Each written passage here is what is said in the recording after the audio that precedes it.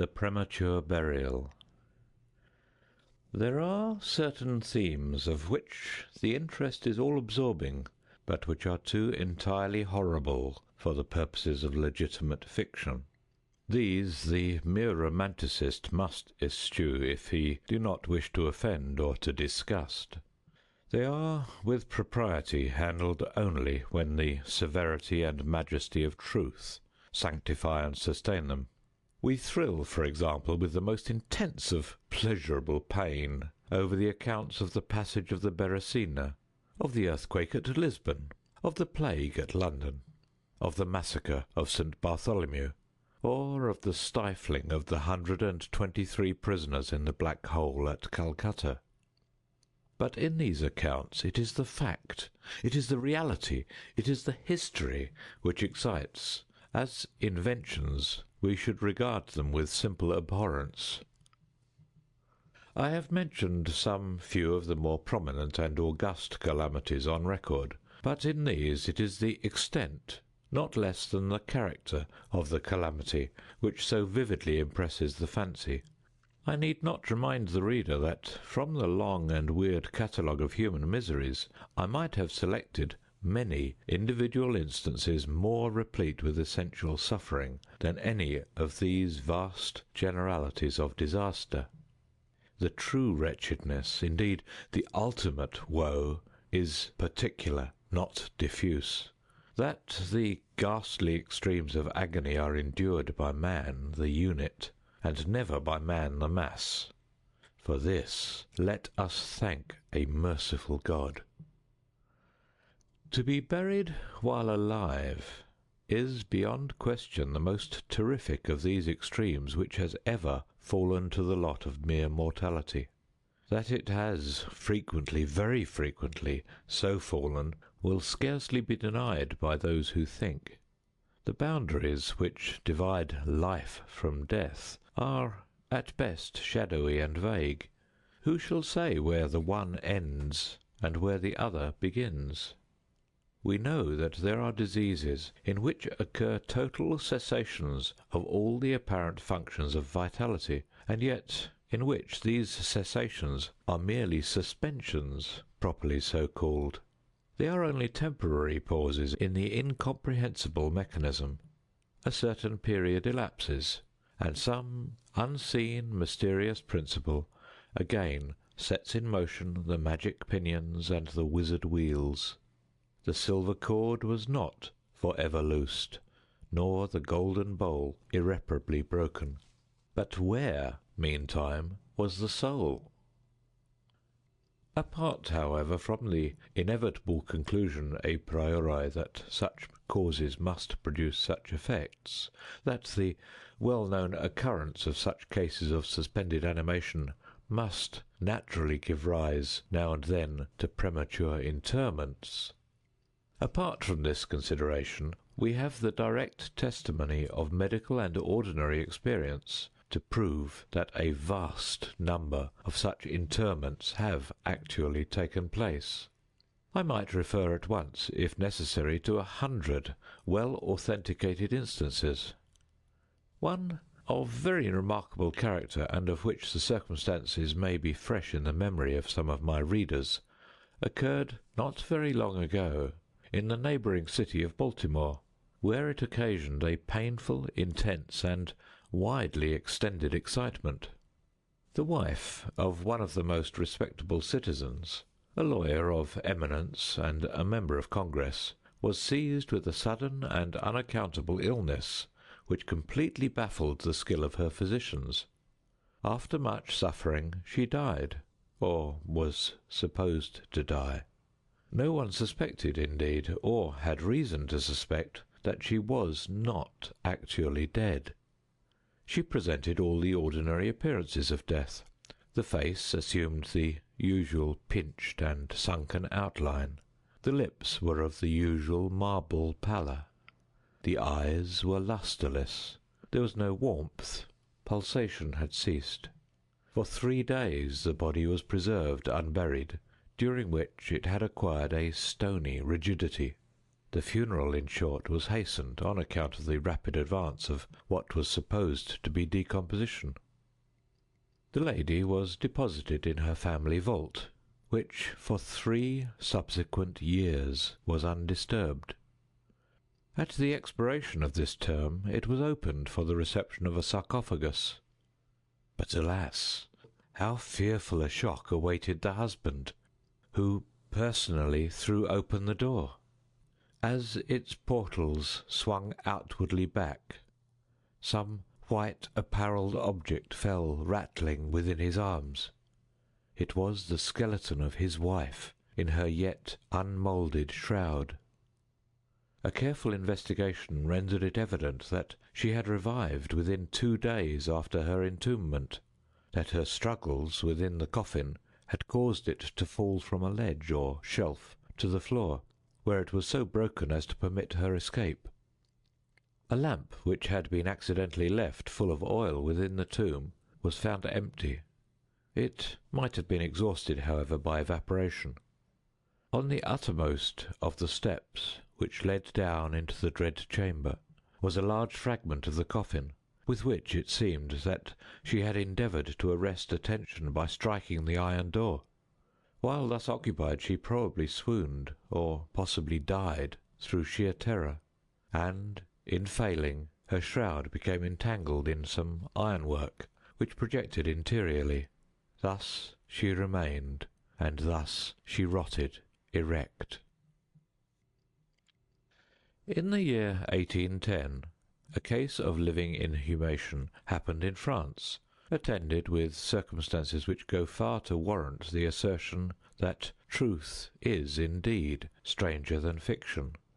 The heroine of the story was a Mademoiselle Victorine Lafourcade, a young girl of illustrious family, of wealth, and of great personal beauty. Among her numerous suitors was Julien Bossuet, a poor litterateur or journalist of Paris. His talents and general amiability had recommended him to the notice of the heiress, by whom he seems to have been truly beloved. But her pride of birth decided her finally to reject him, and to wed a Monsieur Renelle, a banker and a diplomatist of some eminence. After marriage, however, this gentleman neglected and perhaps even more positively ill-treated her. Having passed with him some wretched years, she died. At least, her condition so closely resembled death as to deceive everyone who saw her. She was buried, not in a vault, but in an ordinary grave in the village of her nativity. Filled with despair, and still inflamed by the memory of a profound attachment, the lover journeys from the capital to the remote province in which the village lies, with the romantic purpose of disinterring the corpse and possessing himself of its luxuriant tresses. He reaches the grave. At midnight he unearths the coffin, opens it, and is in the act of detaching the hair when he is arrested by the unclosing of the beloved eyes. In fact, the lady had been buried alive. Vitality had not altogether departed, and she was aroused by the caresses of her lover from the lethargy which had been mistaken for death. He bore her frantically to his lodgings in the village. He employed certain powerful restoratives, suggested by no little medical learning. In fine, she revived. She recognized her preserver. She remained with him until, by slow degrees, she fully recovered her original health. Her woman's heart was not adamant, and this last lesson of love sufficed to soften it. She bestowed it upon Bossuet. She returned no more to her husband, but, concealing from him her resurrection, fled with her lover to America. 20 years afterward, the two returned to France, in the persuasion that time had so greatly altered the lady's appearance that her friends would be unable to recognize her. They were mistaken, however, for at the first meeting Monsieur Renelle did actually recognize and make claim to his wife. This claim she resisted, and a judicial tribunal sustained her in her resistance, deciding that the peculiar circumstances, with the long lapse of years, had extinguished, not only equitably, but legally, the authority of the husband. The Chirurgical Journal of Leipzig, a periodical of high authority and merit, which some American bookseller would do well to translate and republish, records in a late number a very distressing event of the character in question. An officer of artillery, a man of gigantic stature and of robust health, being thrown from an unmanageable horse, received a very severe contusion upon the head, which rendered him insensible at once. The skull was slightly fractured, but no immediate danger was apprehended. Trepanning was accomplished successfully. He was bled, and many other of the ordinary means of relief were adopted. Gradually, however, he fell into a more and more hopeless state of stupor, and finally it was thought that he died. The weather was warm, and he was buried with indecent haste in one of the public cemeteries. His funeral took place on Thursday. On the Sunday following, the grounds of the cemetery were, as usual, much thronged with visitors, and about noon an intense excitement was created by the declaration of a peasant that while sitting upon the grave of the officer he had distinctly felt a commotion of the earth, as if occasioned by one struggling beneath. At first little attention was paid to the man's asseveration, but his evident terror and the dogged obstinacy with which he persisted in his story had at length their natural effect upon the crowd.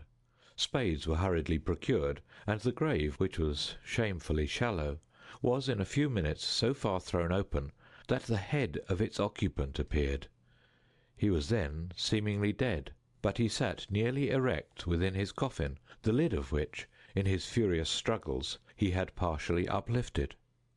He was forthwith conveyed to the nearest hospital, and there pronounced to be still living, although in an asphytic condition.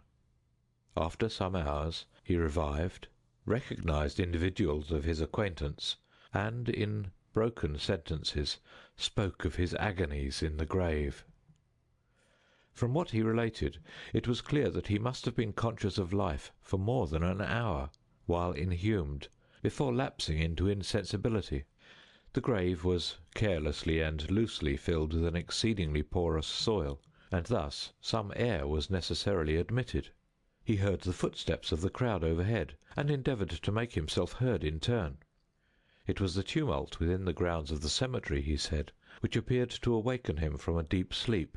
But no sooner was he awake than he became fully aware of the awful horrors of his position.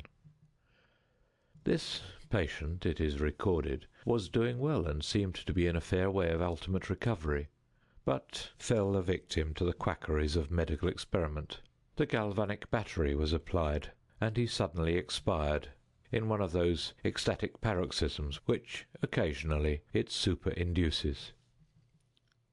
The mention of the galvanic battery, nevertheless, recalls to my memory a well-known and very extraordinary case in point, where its action proved the means of restoring to animation a young attorney of London, who had been interred for 2 days.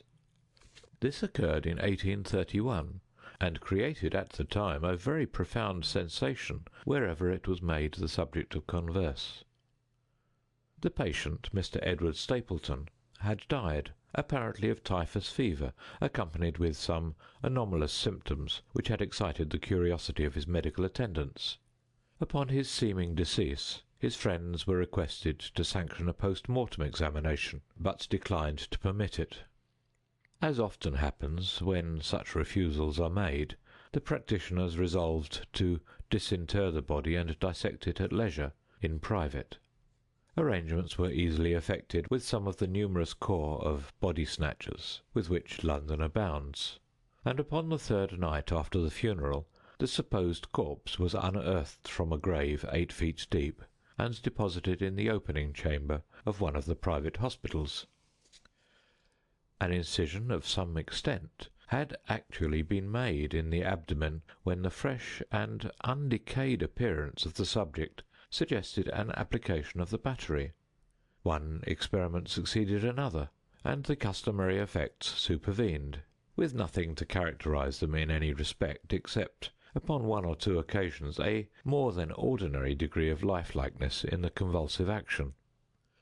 It grew late. The day was about to dawn, and it was thought expedient at length to proceed at once to the dissection. A student, however, was especially desirous of testing a theory of his own, and insisted upon applying the battery to one of the pectoral muscles. A rough gash was made, and a wire hastily brought in contact, when the patient, with a hurried but quite unconvulsive movement, arose from the table, stepped into the middle of the floor, gazed about him uneasily for a few seconds, and then spoke. What he said was unintelligible, but words were uttered. The syllabification was distinct. Having spoken, he fell heavily to the floor. For some moments all were paralyzed with awe, but the urgency of the case soon restored them their presence of mind. It was seen that Mr. Stapleton was alive, although in a swoon. Upon exhibition of ether he revived, and was rapidly restored to health, and to the society of his friends, from whom, however, all knowledge of his resuscitation was withheld, until a relapse was no longer to be apprehended. Their wonder, their rapturous astonishment, may be conceived. The most thrilling peculiarity of this incident, nevertheless, is involved in what Mr. S. himself asserts. He declares that at no period was he altogether insensible, that dully and confusedly he was aware of everything which happened to him, from the moment in which he was pronounced dead by his physicians to that in which he fell swooning to the floor of the hospital. "I am alive," were the uncomprehended words which, upon recognizing the locality of the dissecting room, he had endeavored, in his extremity, to utter.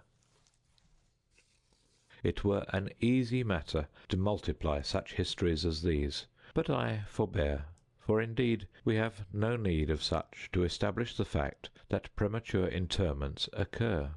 When we reflect how very rarely, from the nature of the case, we have it in our power to detect them, we must admit that they may frequently occur without our cognizance. Scarcely, in truth, is a graveyard ever encroached upon for any purpose, to any great extent, that skeletons are not found in postures which suggest the most fearful of suspicions. Fearful indeed the suspicion, but more fearful the doom. It may be asserted, without hesitation, that no event is so terribly well adapted to inspire the supremeness of bodily and of mental distress, as is burial before death. The unendurable oppression of the lungs, the stifling fumes from the damp earth, the clinging to the death garments, the rigid embrace of the narrow house, the blackness of the absolute night, the silence, like a sea that overwhelms, the unseen but palpable presence of the conqueror worm.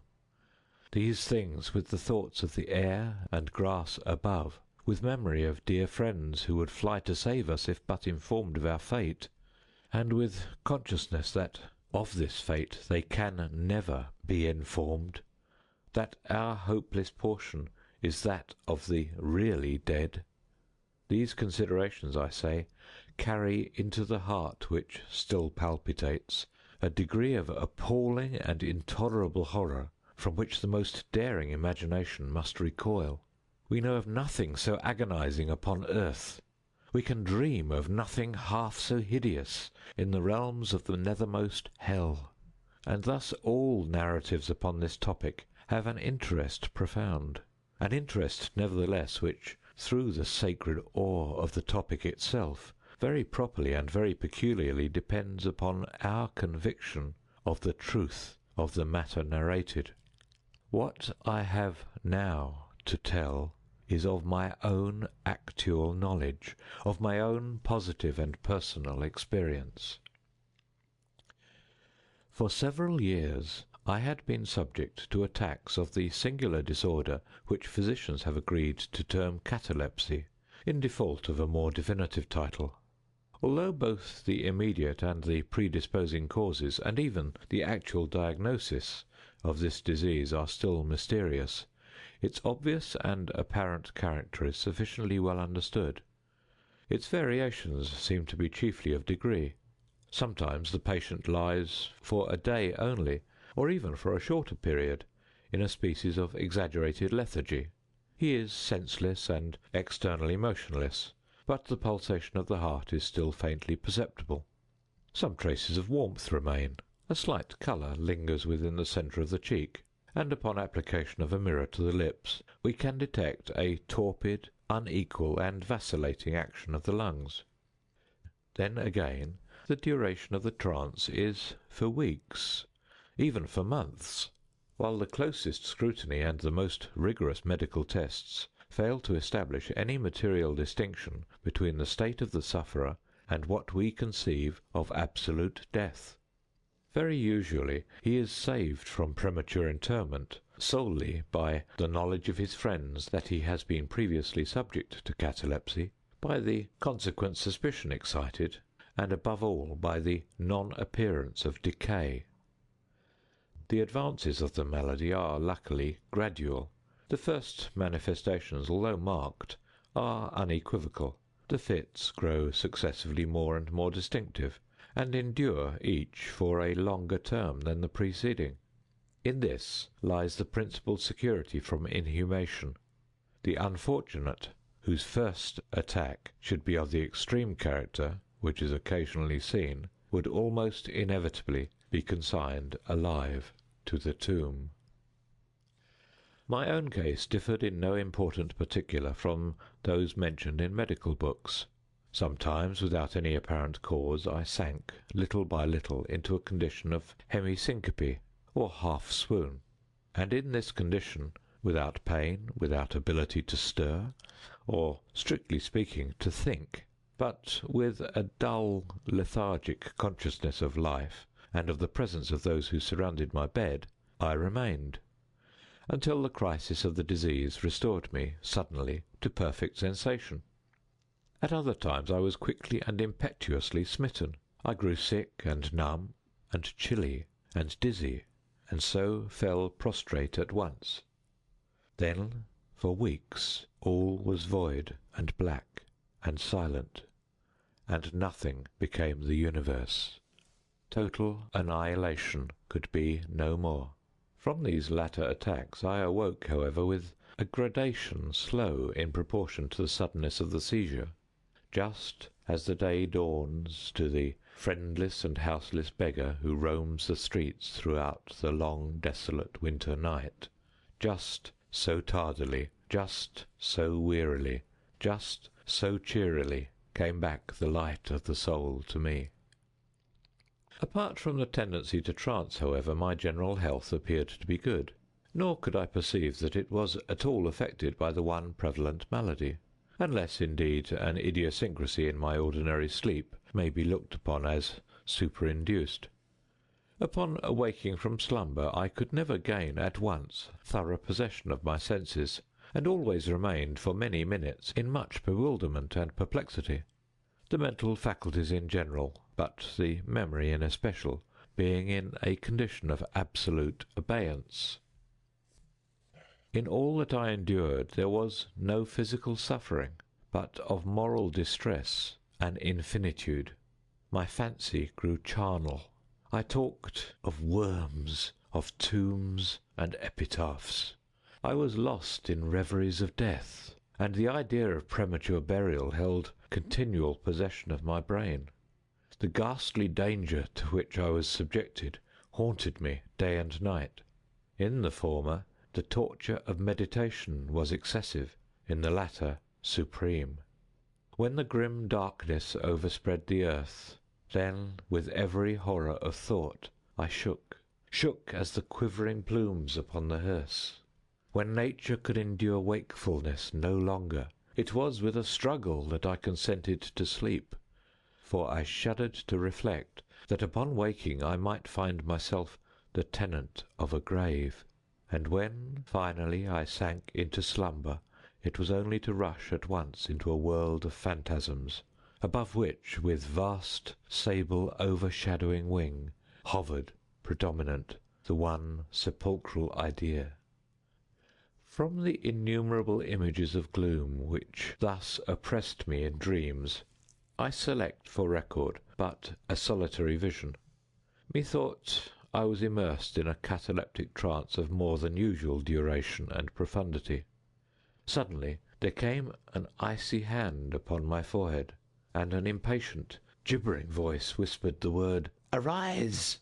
within my ear. I sat erect. The darkness was total. I could not see the figure of him who had aroused me. I could call to mind neither the period at which I had fallen into the trance, nor the locality in which I then lay. While I remained motionless and busied in endeavours to collect my thought, the cold hand grasped me fiercely by the wrist, shaking it petulantly, while the gibbering voice said again, "Arise! Did I not bid thee arise?" "And who," I demanded, "art thou?" "I have no name in the regions which I inhabit," replied the voice, mournfully. "I was mortal, but am fiend. I was merciless, but am pitiful. Thou dost feel that I shudder. My teeth chatter as I speak, yet it is not with the chilliness of the night without end. But this hideousness is insufferable. How canst thou tranquilly sleep? I cannot rest for the cry of these great agonies. These sights are more than I can bear. Get thee up, come with me into the outer night, and let me unfold to thee the graves. Is this not a spectacle of woe? Behold!" I looked, and the unseen figure, which still grasped me by the wrist, had caused to be thrown open the graves of all mankind, and from each issued the faint phosphoric radiance of decay, so that I could see into the innermost recesses, and there view the shrouded bodies in their sad and sullen slumbers with the worm. But, alas, the real sleepers were fewer, by many millions, than those who slumbered not at all. And there was a feeble struggling, and there was a general sad unrest, and from out the depths of the countless pits there came a melancholy rustling from the garments of the buried, and of those who seemed tranquilly to repose, I saw that a vast number had changed, in a greater or less degree, the rigid and uneasy position in which they had originally been entombed. And the voice again said to me as I gazed, "Is it not, oh, is it not a pitiful sight?" But before I could find words to reply, the figure had ceased to grasp my wrist. The phosphoric lights expired, and the graves were closed with a sudden violence, while from out them arose a tumult of despairing cries, saying again, "Is it not, O God, is it not a very pitiful sight?" Fantasies such as these, presenting themselves at night, extended their terrific influence far into my waking hours. My nerves became thoroughly unstrung, and I fell a prey to perpetual horror. I hesitated to ride, or to walk, or to indulge in any exercise that would carry me from home. In fact, I no longer dared trust myself out of the immediate presence of those who were aware of my proneness to catalepsy, lest, falling into one of my usual fits, I should be buried before my real condition could be ascertained. I doubted the care, the fidelity of my dearest friends.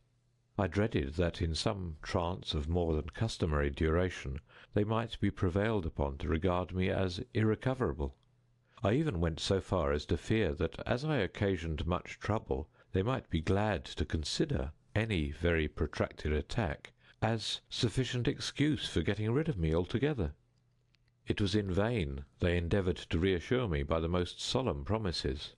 I exacted the most sacred oaths that under no circumstances they would bury me until decomposition had so materially advanced as to render farther preservation impossible. And even then my mortal terrors would listen to no reason, would accept no consolation. I entered into a series of elaborate precautions. Among other things, I had the family vault so remodelled as to admit of being readily opened from within. The slightest pressure upon a long lever that extended far into the tomb would cause the iron portal to fly back. There were arrangements also for the free admission of air and light, and convenient receptacles for food and water, within immediate reach of the coffin intended for my reception.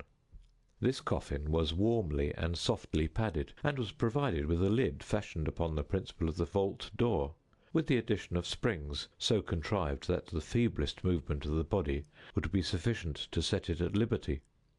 Beside all this, there was suspended from the roof of the tomb a large bell, the rope of which, it was designed, should extend through a hole in the coffin, and so be fastened to one of the hands of the corpse.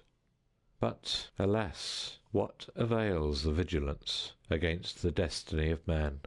Not even these well-contrived securities sufficed to save from the uttermost agonies of living inhumation a wretch to these agonies foredoomed.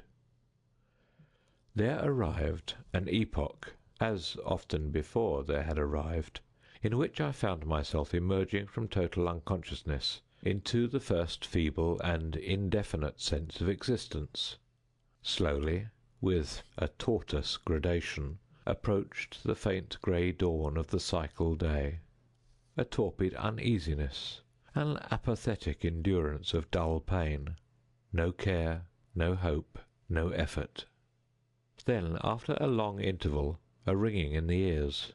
Then, after a lapse still longer, a prickling or tingling sensation in the extremities. Then a seemingly eternal period of pleasurable quiescence, during which the awakening feelings are struggling into thought. Then a brief re-sinking into nonentity. Then a sudden recovery. At length the slight quivering of an eyelid, and immediately thereon an electric shock of a terror, deadly and indefinite, which sends the blood in torrents from the temples to the heart. And now the first positive effort to think, and now the first endeavour to remember, and now a partial and evanescent success. And now the memory has so far regained its dominion that in some measure I am cognizant of my state. I feel that I am not awaking from ordinary sleep. I recollect that I have been subject to catalepsy, and now at last, as if by the rush of an ocean, my shuddering spirit is overwhelmed by the one grim danger, by the one spectral and ever-prevalent idea. For some minutes after this fancy possessed me, I remained without motion. And why? I could not summon courage to move. I dared not make the effort which was to satisfy me of my fate. And yet there was something at my heart which whispered me it was sure. Despair, such as no other species of wretchedness ever calls into being, despair alone urged me, after long irresolution, to uplift the heavy lids of my eyes. I uplifted them. It was dark, all dark. I knew that the fit was over. I knew that the crisis of my disorder had long passed. I knew that I had now fully recovered the use of my visual faculties, and yet it was dark, all dark, the intense and utter raylessness of the night that endureth for evermore. I endeavoured to shriek, and my lips and my parched tongue moved convulsively together in the attempt, but no voice issued from the cavernous lungs, which, oppressed as if by the weight of some incumbent mountain, gasped and palpitated with the heart at every elaborate and struggling inspiration. The movement of the jaws, in this effort to cry aloud, showed me that they were bound up, as is usual with the dead. I felt, too, that I lay upon some hard substance, and by something similar my sides were also closely compressed. So far I had not ventured to stir any of my limbs, but now I violently threw up my arms, which had been lying at length with the wrists crossed. They struck a solid wooden substance, which extended above my person at an elevation of not more than 6 inches from my face. I could no longer doubt that I reposed within a coffin at last. And now, amid all my infinite miseries, came sweetly the cherub hope, for I thought of my precautions. I writhed, and made spasmodic exertions to force open the lid. It would not move. I felt my wrists for the bell rope. It was not to be found. And now the comforter fled for ever, and a still sterner despair reigned triumphant, for I could not help perceiving the absence of the paddings which I had so carefully prepared. And then, too, there came suddenly to my nostrils the strong, peculiar odour of moist earth. The conclusion was irresistible. I was not within the vault. I had fallen into a trance while absent from home, while among strangers, when or how I could not remember, and it was they who had buried me as a dog, nailed up in some common coffin, and thrust deep, deep, and for ever into some ordinary and nameless grave. As this awful conviction forced itself thus into the innermost chambers of my soul, I once again struggled to cry aloud, and in this second endeavour I succeeded. A long, wild, and continuous shriek, or yell of agony, resounded through the realms of the subterranean night. "Hello, hello there," said a gruff voice in reply. "What the devil's the matter now?" said a second. "Get out of that," said a third. "What do you mean by yowling in that 'ere kind of style, like a cattymount?" said a fourth, and hereupon I was seized and shaken without ceremony for several minutes by a junto of very rough-looking individuals. They did not arouse me from my slumber, for I was wide awake when I screamed, but they restored me to the full possession of my memory. This adventure occurred near Richmond in Virginia. Accompanied by a friend, I had proceeded upon a gunning expedition some miles down by the banks of the James River. Night approached, and we were overtaken by a storm. The cabin of a small sloop lying at anchor in the stream, and laden with garden mould, afforded us the only available shelter. We made the best of it, and passed the night on board. I slept in one of the only two berths in the vessel, and the berths of a sloop of 60 or 20 tons need scarcely be described. That which I occupied had no bedding of any kind. Its extreme width was 18 inches. The distance of its bottom from the deck overhead was precisely the same. I found it a matter of exceeding difficulty to squeeze myself in. Nevertheless, I slept soundly, and the whole of my vision, for it was no dream and no nightmare, arose naturally from the circumstances of my position, from my ordinary bias of thought, and from the difficulty, to which I have alluded, of collecting my senses, and especially of regaining my memory for a long time after awaking from slumber. The men who shook me were the crew of the sloop, and some labourers engaged to unload it. From the load itself came the earthy smell. The bandage about the jaws was a silk handkerchief, in which I had bound up my head, in default of my customary nightcap. The tortures endured, however, were indubitably quite equal for the time to those of actual sepulture. They were fearfully, they were inconceivably hideous. But out of evil proceeded good, for their very excess wrought in my spirit an inevitable revulsion. My soul acquired tone, acquired temper. I went abroad, I took vigorous exercise, I breathed the free air of heaven. I thought upon other subjects than death. I discarded my medical books. Buchan I burned. I read no night thoughts, no fustian about churchyards, no bugaboo tales such as this. In short, I became a new man, and lived a man's life. From that memorable night I dismissed for ever my charnel apprehensions, and with them vanished the cataleptic disorder, of which, perhaps, they had been less the consequence than the cause. There are moments when, even to the sober eye of reason, the world of our sad humanity may assume the semblance of a hell. But the imagination of man is no Carathis, to explore with impunity its every cavern.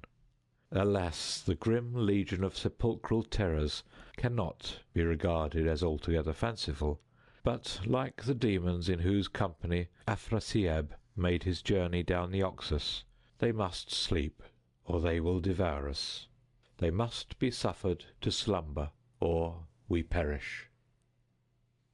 End of The Premature Burial.